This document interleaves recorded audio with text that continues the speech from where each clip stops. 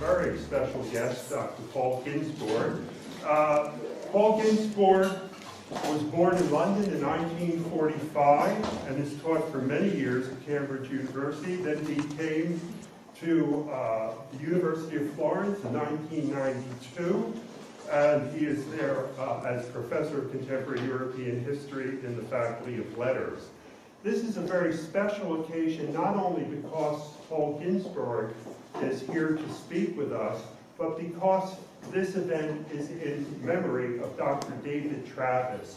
David Travis was a friend of SACI and many, many other people here in Florence for many years. I met him my first year in Florence. He was always there. Whenever I had questions or concerns, I could bring them up with David. He was always very helpful. He was a historian who last semester gave this lecture, as well as last year he gave the lecture very successfully. Very knowledgeable historian and wonderful guy who passed away unexpectedly in December. And I wanted to let you know that Paul has come here today because David was a very special student of his. And this is his way and our way of remembering David. So I wanted to mention that at the outset. By the way, for those coming in, there's a lot of seats up front. Paul Ginsborg is also a very prolific author and quite renowned. He is the preeminent historian of modern Italy. His books are in the SACI library, and I encourage you all to read them. He's a wonderful author and historian. Please join me in offering a big welcome to Paul Ginsborg.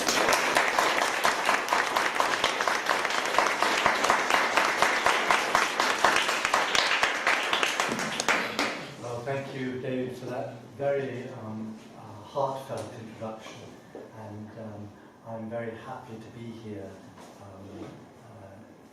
Be able in that way to honour the memory of David Travis, one of those really fine Americans who lived in Florence. My task today is an impossible one. I have to tell you all about contemporary Italian politics and culture in about 40 minutes flat, so I'm not going to be able to do it, and I've been told that this for you, it was last night was the first Friday night out in Florence, and this is the first Saturday morning afterwards, and so yeah, as long as I don't hear loud snorings, I'm happy. If you must sleep, sleep. Well, I'll get going after that preamble. Over the centuries, Italy, symbolizing as it does both beauty and freedom, has inspired the European and North American imagination more than any other country. Americans, Germans, many other nationals, Swedes, obviously the English, come to Italy and fall in love. Fall in love with the light, the beauty, the friendliness and generosity of the people,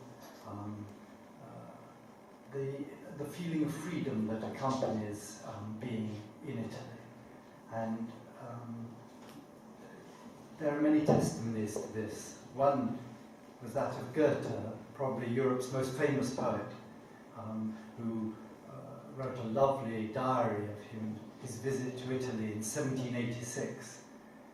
And he writes, "I realize that I've been born again," this is when he gets to Rome, "that I have been resurrected the day that I put foot in Rome." Well, I don't know if that's what's going to happen to you in Florence, but it may be. Certainly, I think the American sense of irony is going to have its role as well, so you won't be quite as lost to romanticism as many. Good example of American sense of humor is Mark Twain when he gets to this city, and we're in 1869, and he looks at the Arno and he says, "Is that a river?" He's used to the vast scale of American life, and he says it's a great historical, I can't do the accent, thank God. It's a great historical creek with 4 feet of water, he says. And they all call it a river, but it would be a very plausible river, he says, if they could pump some water into it. But don't believe him, because it's a dangerous river. And don't fall in, or don't stand on the bridges with only 1 foot, or whatever else you might get up to on a Friday night. It's worse than Mark Twain thought it was. But even Mark Twain, at the end, in his autobiography of 1892, had some wonderful things to say about Florence and Italy and beauty and emotion. And he says, he writes, after 9 months of familiarity with this panorama, I still think, as I thought in the beginning, that this is the fairest picture on our planet, being, that is, Florence. The fairest picture on our planet, the most enchanting to look upon, the most satisfying to the eye and to the spirit. To see the sun sink down, drowned in his pink and purple and golden floods, and overwhelm Florence with tides of colour that make all the sharp lines dim and faint and turn the solid city to a city of dreams, as a sight to stir the coldest nature and to make a sympathetic nature drunk with ecstasy. So that's how I hope you're going to be, not drunk on bad Chianti, but drunk with ecstasy while you're here in Florence, looking at everything for as long as you're here. So that's the first thing, the inspiration of the imagination of Americans, and Germans, and English, and so on.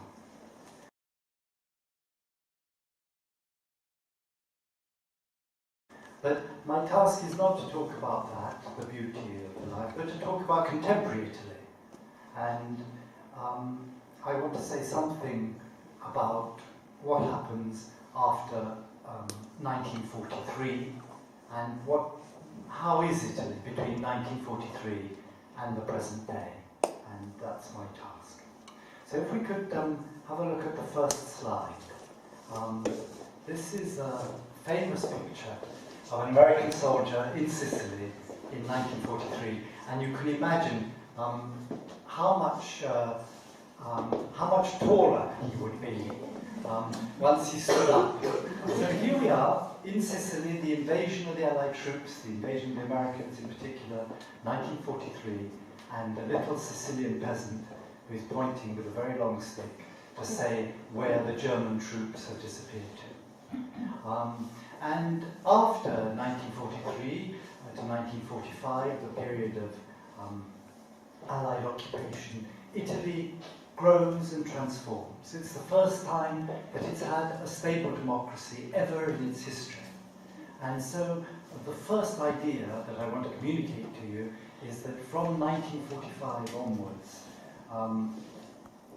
we have an experience of democracy that, for all its faults, and we're going to see that it has many faults, is the first time that Italy enjoys pluralism, a free press, a freedom to make your choices in private life, a fully flowering democracy. And it does that also on the basis of building up its economy. And Italy has an extraordinary economic record. It's the first thing that I'd ask you to remember, that it is one of those countries that is extraordinarily dynamic after the Second World War, together with Germany. And so it comes right up to being the 5th richest nation in the world, not just in Europe. And it then lapses, it's almost inevitable, I think, in the last 10 years, as it gets overtaken by Brazil and India and China. But Italy today is still the 9th economy of the world, which means it's huge in a rather small peninsula. And how it builds up, it obviously builds up on a whole number of bases, on producing, for instance, washing machines for the Germans, but it also is built up on a great artisanal tradition, a great tradition of design, and a great tradition, and here I come back to my introduction, of beauty. And so if we could just see then the second slide. Here is Italian beauty at work in the 1950s in an atelier. It's only an artisanal shop of Molde. It hasn't become the mass meeting that has been in the city over the past few days. And not only, obviously, in design, not only in the Molde, in fashion, but also producing very beautiful ceramic tiles, as in Sassuolo. And we find in all sorts of small provincial areas of Italy, we find a great growth of production of what has come to be known as industrial districts that are studied all over the world as a good example of small firms pooling together their resources and invading world markets. So Italy has a great success record after 1943 as far as building up its economy is concerned.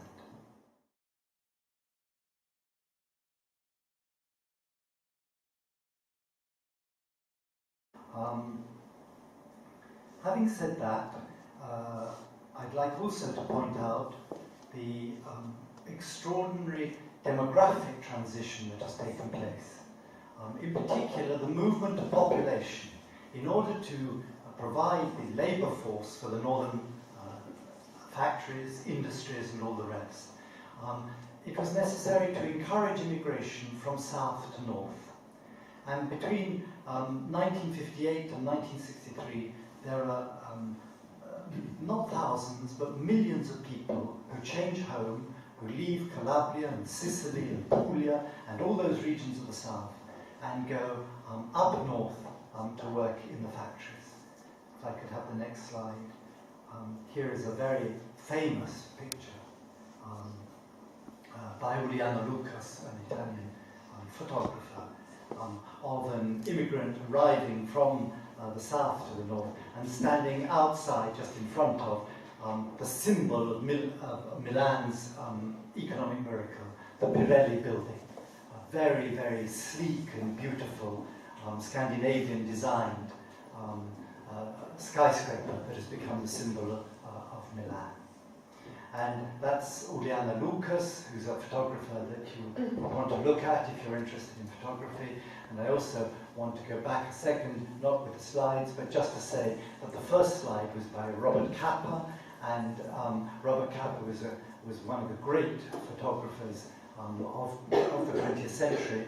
And by pure coincidence, in honor of your arrival and of this lecture, in Santa Maria Novella, which is very near to the station, in the piazza, there's an exhibition of Robert Capa's photographs in Italy during the war, 1943 to 44. So please go, because it's quite an extraordinary opportunity to see those photographs.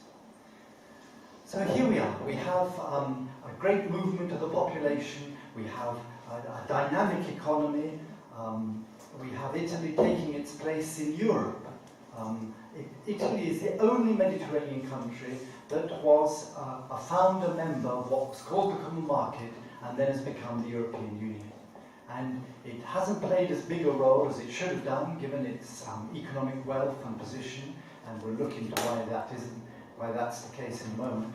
But it is very important that Italy is in Europe, even though it hasn't played as big a role as Germany and France. It's important to be in Europe for all sorts of things. Really, one of the most important is that European norms and behaviour are passed down from the Union into the nation states. So things that, like equality for women, not only the length and size of cucumbers and salad or these silly stipulations of the European Union, but the important ones about rights of people, rights of children, rights of women. The European Union very much has meant, up to this time, an increase in the area of civil and human rights for Italy. Now, you may be thinking, well, this man's obviously, he came to Italy, fell in love with Italy, and he hasn't moved on since then. And I don't want to give that impression at all, because I want to come on, having given that brief introduction about Italy as a success story, because it is a success story. I want to come on to how all is not well in a very big way. And I want to divide this part, which is the heart of my lecture this morning, into two. First of all, to talk about institutions, very briefly, and secondly, to talk about Italian society. And if we look at that, we see that accompanying economic wealth, we have major problems of the rendita, of the performance of institutions, and of the rules governing society. And you'll come across these during your stay here. Institutions first. And I thought last night, when I was finishing off this lecture, what should I put first in terms of the failure of institutions? And I thought, well, basically, I have to talk about the weakness and inefficiency of the state. The Italian state is the most terrible mess. And there was a chance to reform it and to make it better, to get rid of its fascist elements and all the rest after 1943, between 1943 and 47. That opportunity wasn't taken. And today we have a state which, if it's not a failed state in the technical sense of the term, is nonetheless a state that doesn't meet the needs of Italian citizens. It's corrupt, it's inefficient. One of the ministers who tried to reform the public administration in Italy made a calculation that every Italian, on average, spent 15 days every year fighting the bureaucracy. So that you can imagine in terms of productivity what that means. It's just sometimes, and you'll have experience of it, impossible to get things done. You go and send a parcel at Christmas, you haven't produced the right paper, you haven't stuck it up properly, you haven't tied the knots properly, or you try and get a simple thing from the offices of the state, like a passport or something like that, and you get entrapped in this bureaucracy. Things have got better there in the last 4 or 5 years, but they're still nowhere like the level they should be, and this is a major problem. The state, in other words, has never told society in a clear way what the rules of the game are, what citizens can expect from the state, from the bureaucracy, from the civil service. And that's the first great weakness. And it's a weakness that also obviously infects the economy. Because if businessmen and entrepreneurs also don't know all the rules, then you've got a big problem about being efficient. And one of the phrases that best encapsulates this sort of situation is l'incertezza del diritto, the uncertainty of the law. In Italy, you never quite know whether you're being lawful or not. You probably know when you're being unlawful.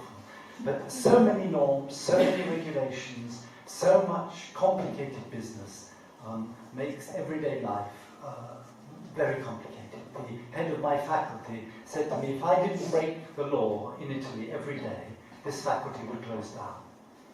And that's a big problem for a country that's got the 9th economy in the world and is a democracy. Second thing about the institutions, we have the failure of politics. There aren't people, they come and go, we'll see pictures of some of them, but there aren't by and large parties or personalities who have convinced for very long or offer real change. Faith in the institutions of the country is at an all-time low. What do we have? Let me find some figures in this gloom. For instance, only 5% of the population has any faith in political parties. Only 15% of the population has any faith in Parliament.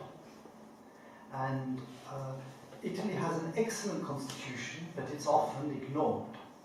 and the bureaucracy goes on in its old and inefficient way. If I can have the next slide, please. Symbolically, this is what I'm trying to say. That's down in the south, that's a historical archive, and it's a complete failure. When you have so much dissatisfaction with the state failing to do its job, then it's very easy that democracy would slip into dictatorship. And this is, has been a real problem in Italian history. And of course, the most famous dictator of them all was Benito Mussolini, if we could have the appropriate slide. And there he is, haranguing the masses. Yes, there we go. He ruled Italy from 1922 through to 1943. There's always a danger that Italy will slip into an authoritarian regime. If you have a state that works as badly as Italy's does, then holding on to democracy is a problem.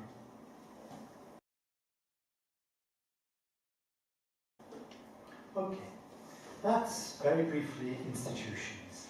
Now let me look at society. And again, it's all within the context that all is not well.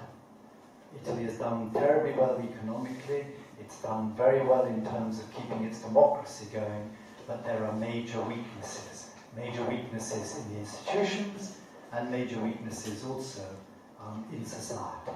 And the first great weakness in society is the fact that the South is always being more backward, has always been further behind. That's where the Mafia comes from. The Mafia has spread from Sicily to infect other regions of the South, and indeed some regions in the North, Lombardy and Milan as well. But the whole of Calabria, much of Sicily, a great share of Puglia is, in terms of who commands, lost to the Italian state and democracy. It's the Mafia who commands.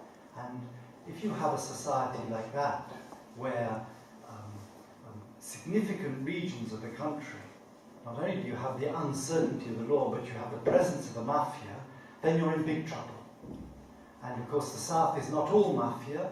The South is also honest citizens, dynamic industrial districts, many other things that are positive.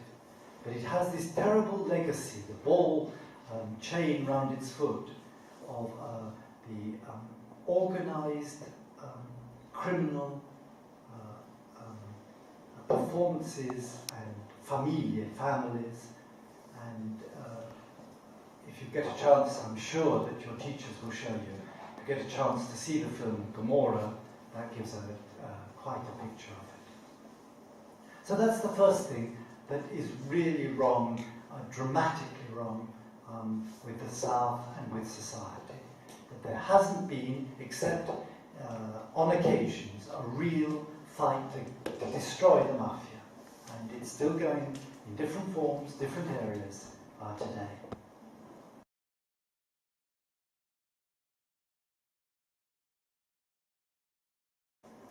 Secondly, in society, the question of the family. Now, I'm not quite sure about my facts here, so correct me if I'm wrong, Ben, but you'll be staying with Italian families, is that right? No, you're not staying with families. So. But I wanted to say something about Italian families. You may not be staying with them, but you'll certainly meet them, and you'll be overwhelmed by the friendliness, the strength of family ties, the emotions, the strength of it as the major institution, the major pillar of society in Italy. Peter Nichols, who wrote for the Times in the 1970s, wrote in 1973 that the family was the accredited masterpiece of Italian society. The bulwark, the natural unit, the presider of all that the state denies. The semi-sacred group the avenger and the rewarder. In other words, the family is everything. And he's right. That's how it is. And that's how, when you touch it, you'll see that very differently from Britain and America, family counts absolutely, not only most, because that's true of everybody, I think, in one way or another, but to the exclusion very often of the rules and regulations of society and respect and contribution to civil society and the state. The family sort of dominates society with its own laws and strategies and secrets, and Italy is one of the places that has the worst record in the world of paying taxes. And if you're self-employed, you get away with murder. I won't say anything too specific, but artisans in Florence who sell a great amount of merchandise to tourists, then present tax returns that are laughable, where their assistants in the shops, which the proprietors obviously own, the assistants actually seem to be, by the tax declarations, earning more than the proprietors of the shops themselves. So if you have family that strong, and the rules of the state that weak, and the uncertainty of law, and if you have the income of the society, of state, severely threatened by families who just don't give a damn and put in false tax returns, then you're in big, big trouble. So the family is lovely, is warm, is reassuring, is a great guider of action in society, but it's overstrong. And that's another of Italy's weaknesses.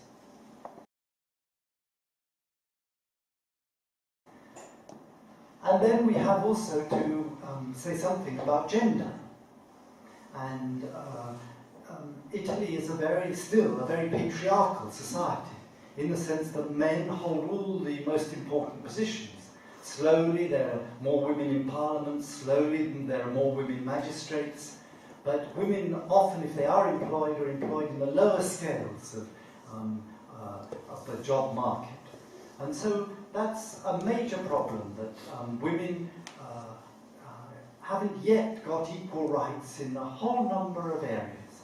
And men, obviously more subtly than in the past, not with the violence of the old head of a peasant family with 30 people around the table, not with that degree of authoritarianism, but still men dominate women in Italian society, and men hold much of the power in their hands.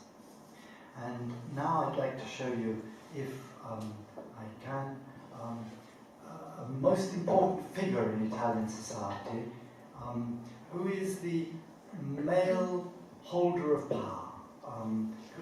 Yes, there he is in Naples in 1950. He's a barone, he's a baron, and he may be a lawyer, he may be a notary, he may be a university professor, and you can recognize them from their eyes. They're intelligent and cunning, and also have a hint of violence in there. And these male baroni dominate Italian society.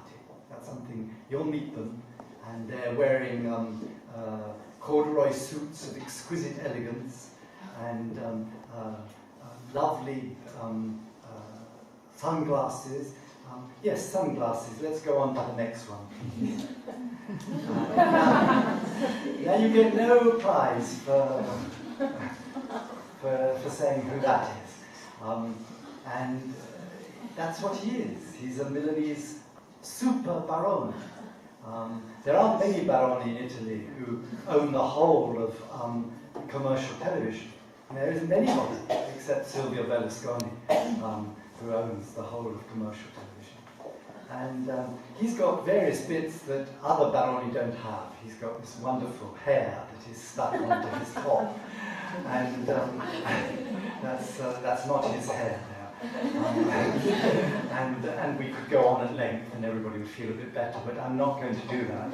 I'm going to go on. So here we are, we have family, with the consequence of nepotism. We have very strong baroni with the consequence of corruption and clientelism. That's another term you'll come to look at in Italian life. Clientelism, where you have a patron, like that gentleman, who distributes favours and asks for allegiance and loyalty and blind support in return. I'll find a job for your mother-in-law, I'll give you a gift of a beautiful Rolex watch, I'll do this, I'll do that. That's the patron at work. Then the client says, thank you, Mr. Berlusconi, thank you, Mr. I don't know who, and in return I'll vote for you, and I'll organise votes for you, and my family will organise votes for you. And clientelism is a terrible running sore in Italian society.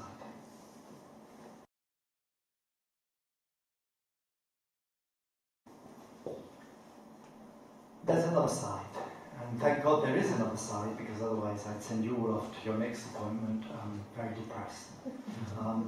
There is, in Italian society, in Italian democracy, in the face of these major fault lines and weaknesses, both of institutions and of society, there are virtuous minorities, dissenting minorities, who try constantly to do something about it.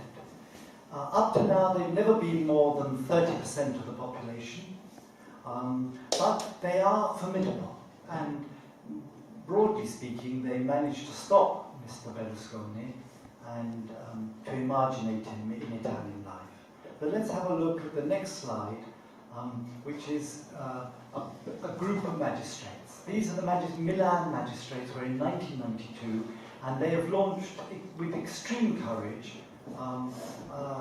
a campaign for mani pulite, for clean hands. They said it's time to clean up Italy. And they had some spectacular early successes, including a trial against Andreotti, including forcing Bettino Craxi, who was a socialist prime minister, to go into exile, bringing many people who had simply disobeyed the law to answer for their actions. And there are many occasions, particularly with young, courageous anti-mafia magistrates who get killed trying to stop mafia in Sicily, and with civil society organisations against corruption, in favour of the state becoming transparent, etc. In the whole of Italian democracy, although you can't say that democracy is definitively won, we have these dissenting minorities who keep fighting. And Italy is not like Bolivia. It's not lost to democracy. And even Bolivia is not lost altogether to democracy. A section of the population keeps fighting on. And I want you to hold that while you're in Florence very much in your heads. And talking about virtuous minorities, I want to come on to the most important cultural institution in the country, and that is the church. Next slide, please. Here we are. Here are the two most important elements in Italian life, the church and football. And you should certainly go and see Fiorentina with your Italian friends while you're here. Go to see the local soccer game. It's a great experience. And don't say anything about Juventus, otherwise you might get killed. The church is not as strong as it once was, but it is the main moral force in society. It's different from the States, it's different from Britain. Here one looks to the Pope for a lead on the moral problems of the universe. The point of reference, in spite of the society being a very secular society, still remains Sunday to what the Pope is going to say, and his influence on Italian families. Many popes have been conservative, Many popes have said nothing about reforming the Italian state, or even very much about getting rid of the Mafia. But there are two popes who I think have stood out in this story, and who I want to bring to your attention. Next slide, please, Ben. And you'll know the one in the lower half, but the one in the top half is Pope John the 23rd, who was Pope only for 5 years at the end of the 50s and the beginning of the 1960s. And he was wonderful because he broke away from a church that had excommunicated all communists, which wasn't going to have anything to do with pluralism in Italian society. John the 23rd said, communists are men and women like us, let us welcome them into the church as far as possible. And he set about reforming the church. The Second Vatican Council in the early 60s was fundamental in this, and a huge wave of rank and file Christian Catholic communities grew up in the 1960s and were extremely important in what I was talking about earlier in terms of dissenting minorities, virtuous minorities. There was one famous one in Florence, the community of Isolotto, that is still going and is worth visiting even today. And there's also the other Pope, Pope Francis I, and he has been called by the Italian press the most revolutionary Pope of the whole of the last 200 years. And there's much in that. Just 3 days ago, he says, I'm not interested in proselytizing, I'm interested in the love I can bring to my neighbor. And there hasn't been a Pope who said that. I'm not interested in conversion, I'm interested in sharing love. And watch him carefully, watch what he says. He talks in extremely beautiful and simple language. And he is already, after just a few months, a historic figure, not only in Italy, but in the world. So on Sundays, one listens to what he says, and he's always interesting. So these are different sorts of virtuous minorities. The reforming magistrates taking on the Mafia, the reforming popes saying, we bring you love, not conversion and orthodoxy, because that is Francis's message. And then there are the students. And here is the last thing I want to say before opening up to questions, if there are any, which I hope there will be. Because there was a moment when everything seemed to be changing in quite a radical way. And that was 1968, obviously not just in Italy. Everything started, as you know, at Berkeley, California in 1964. That's when the free speech movement got going and spread all across America and then all across Europe as well. If I can have the next slide. Here are the students of 1971, a beautiful, spontaneous picture of Juliana Lucas, waving their flags and wanting to occupy their universities, change the university system, change the school system, change the political system, and change Italian society. They didn't do that. They didn't make it. But they tried, which was very important.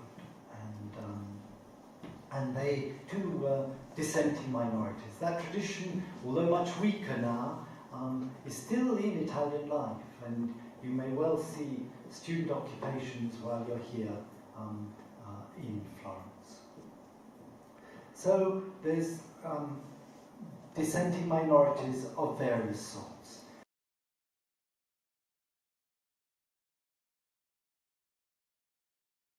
And I'd like to finish by just looking, I'm not an art historian, and I'm really on ground that is not mine, but I just want to give you an idea of linkages of the art that came out of 1968 and the student revolts. And if I can have the next slide, please.